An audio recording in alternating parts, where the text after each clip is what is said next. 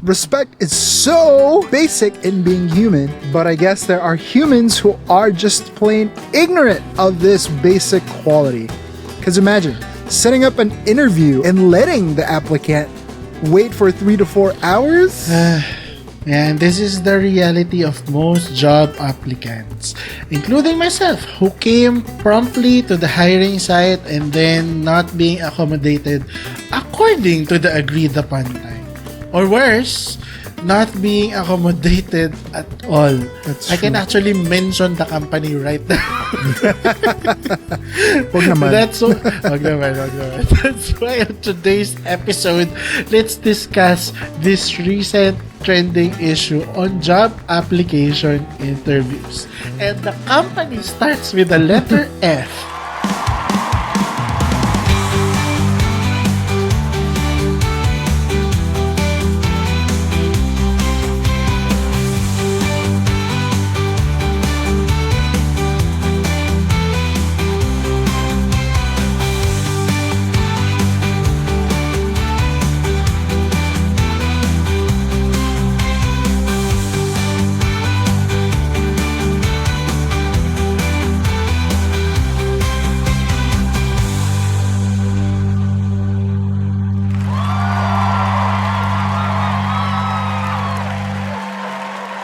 Welcome to Triple O, or Out of the Office. And tonight, we're gonna be discussing about work as usual. Because that's what our show is all about. And tonight, as I've mentioned in our opening lines, we would be talking about the specific epidemic of not being present, or rather, the interviewers or the HR people not being present promptly in the interview schedule. Bakit ba namin to biglang naging discussion point? Naging trending to sa X this past couple of weeks. Actually, we have two issues regarding HR payroll and the HR who conducts the job interviews. But first, let's go to the HR who conducts the job interviews. So there's this Threads user who posted this post on Threads, and we will flash it on screen. She shares a screenshot of a conversation with a job applicant. But let's first read her post caption. Sabi niya, "Ngayon nyo sabihin na hirap kayo maghanap ng work. LOL. We opened our doors, scheduled the interview, prepared everything, tapos dahil lang may slight delay, biglang walk out. Ganito na ba talaga ka-fragile ang applicants ngayon? You say mahirap maghanap ng trabaho, but where's the patience? Where's the professionalism? The hunger for the role? If a few minutes of waiting is too much, what about actual work pressure? Honest question, red flag na ba agad to o re-replyan ko pa? Okay, let's examine the screenshot that she shared, ha. Dito nang gagaling yung galit ng mga netizen, eh. Kasi she texted, there's this Jella who is a job applicant, and she texts her, "Hi Jella, where are you? I'm in the meeting room. I'm in the meeting room A already. Thanks." And then yung si Jella nag-reply dun sa HR, "Hello po, I left na po around 8:45 a.m. because the interview is scheduled at 7:30 a.m. po kanina. Sorry po, I will not proceed with the interview anymore."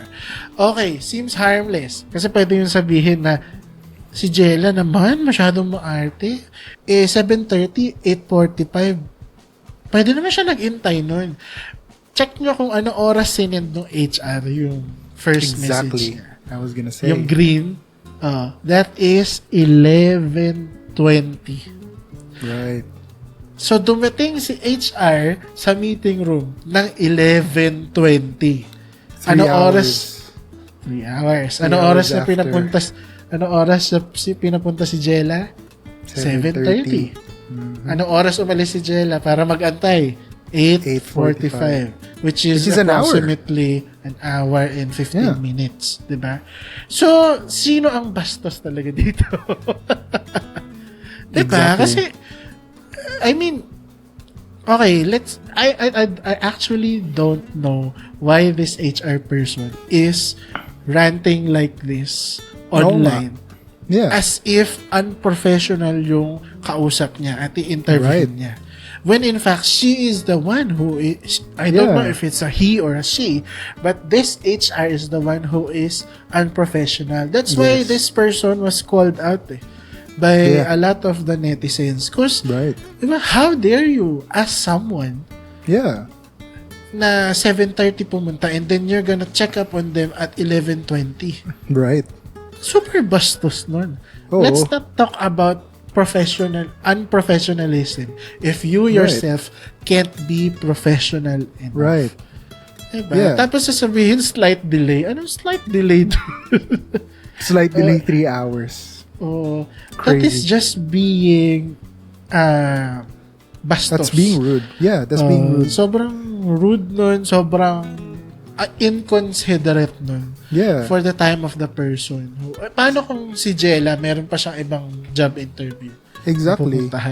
Not only that, what if meron siyang responsibilities outside of that job interview, di ba? Correct. What if may inaalagaan siyang family member, you know, na hindi siya pwedeng matagal na nasa labas? Di ba? Baka kailangan niya yung trabaho na yon to support that family member. Yeah. And ikaw pa yung may ganang bastusin siya ng ganyan na ipopost mo pa sa social media. It's inhumane. And you're HR. But to add lang, we mentioned this before on our previous episode of OOO, where HR is not your friend. HR is for the company, not for the people. So ingat to the people, you know. So this is unexcusable. This is insane. Wag nating isipin na porke mga tao nangangailangan ng trabaho, parang mga hayop na sila na kapag sinabugan mo ng pagkain, parang kakainin na nila agad dahil mga PG sila or patay gutom. I have a personal experience with this. And it hurts so much kasi I was asked to let go of my previous commitments to a previous company in exchange for this boss said to me, in exchange, work for us. Don't renew your contract with your previous company. So since mag-expire naman na yung kontrata ko dun, hindi ko na ni-renew. Tapos, nung pre-process na niya yung application ko in that company, biglang hindi ako natanggap for some reason. And then when I told this boss, ang reply lang niya was, don't worry, a new door will open. Wow. So, paano yung work ko ngayon? Yeah. So, paano yung kabuhayan ko ngayon? Di ba? Parang, tapos, dahil niya na-realize niya, she thought that she was gonna be able to look for someone else that fast. She tried to make amends to me 3 months after. Wow. And then asked me to accept the work. I asked, please send me the job offer first so I can decide. So she listed out all my responsibilities, and lo and behold, the pay was meager, sobrang baba, and then the responsibilities were for 4 people. Wow. Crazy. Not for a single person. And then nung nag-usap kami over the phone, she told me, okay na yung parang sabi, okay na yung 20,000, may pangkain ka na rin. Wow. Grabe talaga. Tapos sabi niya pa, so you're gonna take it? I told Confident her, no, pa siya. of course not. I know my worth. Sabi ko, ma'am, I know my worth. I won't take it. Yeah. Buti na lang hindi ako natuloy dyan kasi yan lang pala ang plano mo sa akin. Right. So, yung sinabi ko talaga yun sa kanya, I gave her a piece of my mind. Kasi sabi ko, hindi ako manok na kapag, I'm not a chicken that when you throw away pellets of rice, I would immediately take it. I know my worth, and if it means na I would struggle for a time just to get the dream job that I want, then so be it. Rather than sacrifice my time being with you, thinking na whatever I pay this person, he or she will take it. Yeah. Hindi ko tatanggapin yun. And then, you know what she replied? I have another employee that I pay 13,000 only. And she does production duties. Wow. Well, sabi ko, hindi ako yung Kawawa tao. naman siya. Kawawa naman yung taong yun. O baka naloko nyo. You know, it's very inhumane. Oo. It's an unlivable wage. 20,000 pesos. Kulang na kulang yan. Yes, may mga taong kaya yon pagkasyahin. Yes, don't get me wrong. However, sa mahal ng gastusin ngayon, ang hirap kaya. Kaya nga kahit yung mga tumatanggap Gas ng pa lang, ganung kalahati nun, wala na eh. Kaya nga kahit yung mga tumatanggap ng ganung sweldo ngayon, nagre-reklamo na sila. Why? Because actually the people who works for malls, who works for supermarkets, when I hear how much they make a day, it's below minimum wage. Nakakaawa. And you know, we can't say na tinatanggap lang nila yon. Talagang no choice ka na eh. Kasi kulang yun eh. Kulang yun. And then you're working extensive hours in a day. Hindi lang naman 8 hours. So, you really deserve more. Yeah. You should really know your worth. Right. But due to circumstances, maybe people need to get a wage immediately, and then papanggastos nila sa hospital or sa food nila. We can't blame them. That there are people who take that even if it's eager pay. Okay, speaking of pay, let's read our second photo, which we will flash on screen. For this next one, it's going to be about payroll. So, again, this trended last online. week. Yes, it trended last week online, and as it says, I was once a payroll officer. I processed our salary intentionally late. I thought I was that bad kasi sinasubmit ko lang sa bank ang salary application namin online kapag 6 p.m. na. Our employees leave work at 4 p.m. and they always expected their salary to be in their account at around 4 p.m. But I wanted them to realize to keep extra money until the next day or late. Ayun, tumatak sa kanila yung ugali ko, and may mga natuto meron ding yung ugali ko, and may mga natuto meron ding mga nagalit. No bashing if you found this comment offensive. This is stupid. Yeah, very stupid and inconsiderate. Dude, this is fraud. Kasi why would you delay somebody's pay? Pinaghirapan nila yan, tapos i-delay mo para lang may matuto silang mag-keep na extra money. Ano ka? Sino ka? Diyos? Si Randall Chongson? Exactly. Tuturo. Sino ka? Sino si Chinkitan? Oo nga. Si Raulo pala to eh. Let the people earn their pay. I mean, on time. diba? Kasi parang, Kasi ang hirap naman, you know, ito yung mga taong hindi ko maintindihan. Na parang gusto yung for the greater good. Pero hindi eh. Hindi to greater good eh. Parang you're on your high horse. Pare-parehas lang tayong tao dito. Diba? So what kung payroll officer ka? Diba? Kung hindi tama yung bayad sa tao, hindi talagang talagang I can't even speak. This is insane. This is inhumane. This is the inhumane, you know, like, oh, I want to do this so they can learn something. Hindi. May mga parang villain sa isang movie. Yeah. May mga comment nga dun sa post na yan. Actually, sa threads kasi yan. Nung nare-share na siya sa X, may mga nag-comment din doon na negative na mali yan, which is dapat lang naman. Kasi mali yan.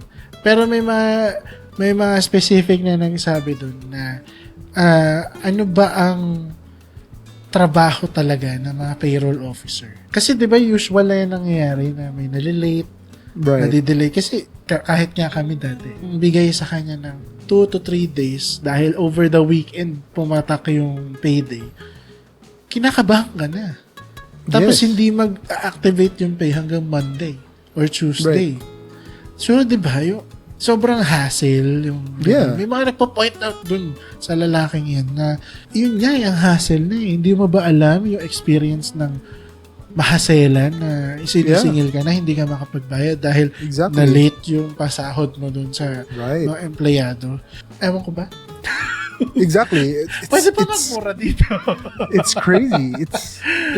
It's so... Kasi imagine, let's say, wala ka nang pambayad sa kuryente, tapos may magde-delay pa ng ganyan ng pay mo, paano kung mapuputulan ka na? Hindi naputulan ka na. Tsaka bakit siya ang magde-decide kung saan nila gagamitin yung pera nila? Parang, lilatean ko yung release ng payroll nyo, kaya magtabi kayo ng konti for the day. Who are you to decide how will they spend their money? Saan nila ibabayad yun? They need their pay immediate. Ito yung sasabihan mo ng immediately ASAP. Oo. Ayan talaga. Ang ano dapat dito is kung gusto mo makatulong sa kanila to help them realize to keep extra money, mag-hold ka ng seminar on how to save money. Diba, as an HR? Oo. As a payroll officer, as an HR, you advocate for the people. Hindi yung ipupuwersa mo sila na late yung oh my gosh, this is getting on my nerves. Tapos di naman niya ina-announce na gagawin niya yun. Parang, ano ba ito, nananadya lang. Parang iinis lang. Yeah. Hindi talaga nila yun ma-accept as a risk. Exactly. Kung dito yan sa US, nakasuhan na yung taong yan. Nakasuhan na yung kumpanya, nakasuhan pa yung taong yan. Kasi hindi pwede yan eh. As should be. Yun nga. Pag pinuntahan nyo yung threads niya, naka-deactivate. Alam nyo na kung bakit. Siguro na-realize niya na mali siya. Yeah, obviously. Sana, diba? Yeah. But, why is basic courtesy and respect gone when we are applying for jobs? Actually, these 2 screenshots really hurt my heart. Kasi I have experienced both of these personally. Pag minsan nga nagkikwento kami ni Megs na about sa work problems and ethics na na-encounter ko dito, sabihin niya sa akin, isn't that illegal? You can sue the company. Ang masasagot ko lang sa kanya, it's the Philippines. Right. That's true. That's the whole answer. It's the Philippines. There's nothing you can do with it. Right. Pero yun nga, it feels like, nilagay ko sa script, it feels like we are beggars begging for a job. Right. You know, in this economy that we have, in this crisis that we are encountering, more so, maraming mga ganito na tao, na they are inconsiderate. Actually, I have applied for more than 10 or 12 jobs before Christmas last December. I also them checking my files kasi 'di ba you can see on the on their web portal like job state and everything if they have checked your files. They checked my files. Some even emailed that they received my application. But when it was time to ask for a follow-up, no one replied. Right. So you're like, am I in? Am I out? Are you considering me? Right. So you have that certain anxiety that you bring with you during job applications because you know, there are people who would say, oh, it's okay. Rejection is fine. But if rejection is repeated multiple times, it affects you mentally and emotionally. Exactly. Rejection with no apparent reason. Right. Mas maintindihan ko pa kung sasabihin nila, rejected ka, pasensya ka na, hindi ka na matatanggap. Kasi, we can't accept you because that. Yeah. There's Tell something. me why. Yeah. Right. Don't keep me hanging. Right? Yeah. Because I don't know what will be my next procedure in life would be. I like to work in your company, but you're not talking to me. What if you consider me one of these days and I'm working in another company already? Yeah. hindi na ka makakaalis dun. Sayang. So, Right. there would be regret. And we don't, Exactly. and you know, in life today, regret is something that we want to remove in our lives. Right. It's not something that we want to baggage ourselves already. Yes. So, There's a lot of people who has, who has done things that they can never ever take back because of regret. Diba? Yeah. So, it's just that in itself. Thinking about, things like that na parang sobrang inhuman na ng mga corporate systems ngayon. yeah. Because, Totoo lang. yun na nga parang kinokontrol nila para lang kumita pa sila ng pera, which is, why? But, yeah, let's talk about getting a job and being paid in the Philippines versus other countries. So, ikaw, what could you share about this? Dito sa US kasi, when getting a job and being paid, honestly, livable wage talaga. Kahit minimum wage, livable naman. Kung marunong ka mag-budget ng money, then yes, definitely livable. But of course, talagang wala ka na. Talagang trabaho, uwi ka lang talaga, wala kang tas yung pagkain mo sobrang minimal. You are existing. You're not living with the minimum wage here. Pero at least, di ba, you're existing. Sa Pilipinas, hindi ka nga maka-exist sa sobrang sugapa ng mga tao sa and dito sa US, sobrang sobrang talagang pinaglalaban nila yung rights nila, which is something we should learn as Filipinos, especially the ones who are still in the Philippines. Kasi nga, you need to know your worth, Alright. Filipinos are or tend to be more flexible than other ethnicities. Pero yun na nga it's really just a matter of fact where you have to think if the job that you're applying for is worth it na i-sacrifice mo yung sarili mo. Yeah. Diba? Correct. Actually, I have friends who became teachers abroad. Yeah. So they went to Thailand, the three of them, and then they were telling me, sagot as assistant teacher there, sagot ng government yung housing nila, which is nice by the way. It's not a housing na, di ba pag sinabi mo dito sa Pilipinas, housing, walang kisame, yero lang, para ka nasa toaster. Parang ganun yung naisip natin Pero nung pinakita nila yung housing nila, it was a 3-bedroom condo with a balcony. Lahat sila nandun. Right. It has nice amenities. Their clothing allowance was in their payroll. Their pay was above minimum. Actually, above the average nga so to speak. Right. It's let's just give a range. It's about 70 to 80,000 in pesos. Nakaltas na yung tax dun. Yun yung take home nila. Yeah. Those are teachers abroad. And they say in Thailand they love the Filipino teachers there because they are flexible, they are joyful and everything. That's true. Yeah. What saddens me is the teachers who remain here in the Philippines. Lagi natin sinasabi yung Pilipino resilient, yung Pilipino lagi flexible siya. Pero sorry for the term guys, pero ginagago naman tayo ng mga boss natin. Right. 'Di ba? Na sasabihin, tatanggapin naman niya yung kahit ano. May mga ganun boss eh. Yeah. Pagtrabahuhin mo ng bigay mo sa kanya yung trabahong to para magaang na tayo. Yeah. Panglalamang na po yun. Yes. Tsaka panggagago na. Right. Diba? At ang sad reality is hindi na tayo makaalis sa ganung culture. Right. Kaya tayo magtataka, bakit yung mga magagaling na teacher natin or mga doktor o mga lawyer umaalis ng Pilipinas, nagtatrabaho abroad? Kasi ganyan tayo kinokorrupt natin yung pera natin. Right. Na dapat para sa atin. Diba? So, anong mangyayari? Anong future ng country natin? Yeah. Wala.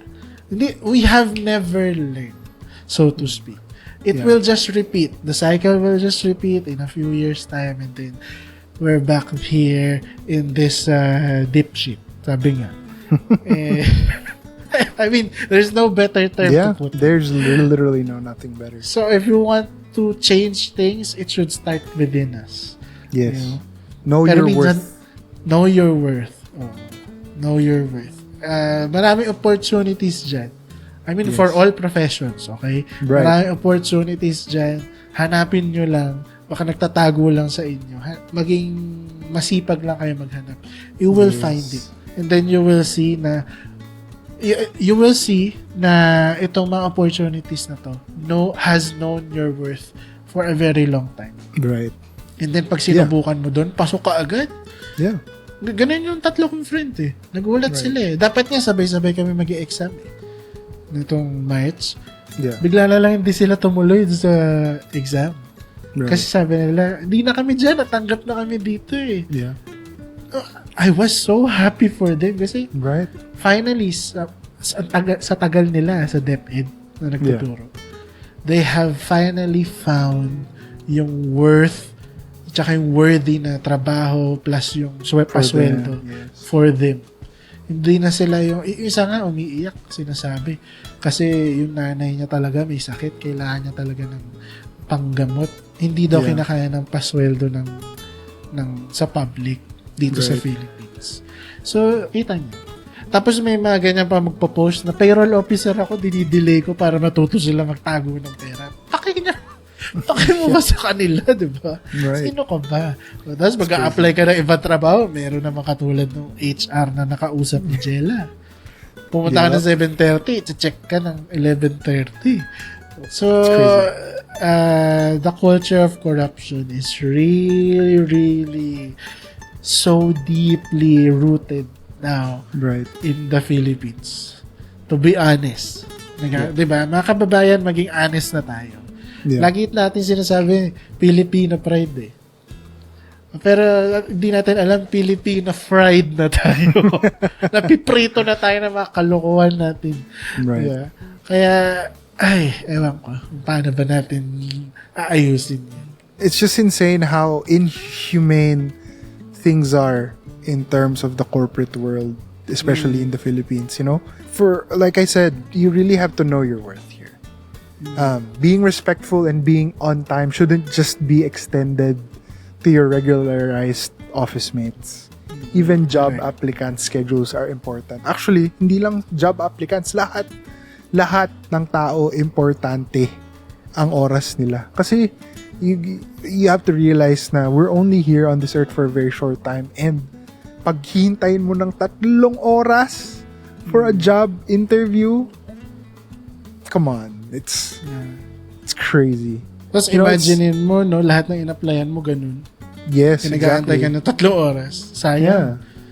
Sayang oras mo. Ang dami mo na sanang nagawa.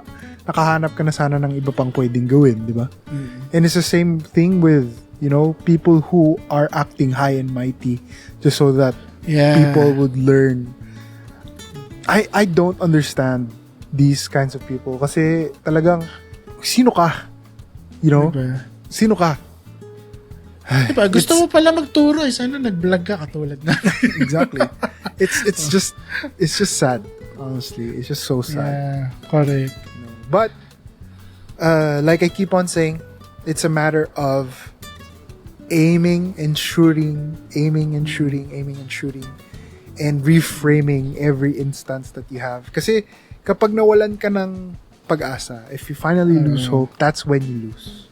Pero kung sumusubok ka pa rin, kung lumalaban ka pa rin, then you're one step closer to your next opportunity. Di ba? Ay, ang sarap niyan. Yung sinabi Yes. mo, ang sarap pakinggan yan. Yeah. Lumaban lang tayo ng patas sa mga naapi at inaapi. Lumaban lang tayo ng patas. Pag nawala rin yung mga puwisit na yan, Yeah. saya din. Yeah. Parang, rin, bawing-bawi ka rin. Ay, ako. Anyway, that's it for our episode today. Thanks for tuning in. Make sure to subscribe and follow our YouTube channel for conversations like this. I'm Steven. Make sure you're also following us on Spotify and Apple Podcasts. And don't forget to give us a thumbs up there as well. I'm Miguel, and we'll see you again next time here on Out of the Office. Bye-bye! Huwag kayong please.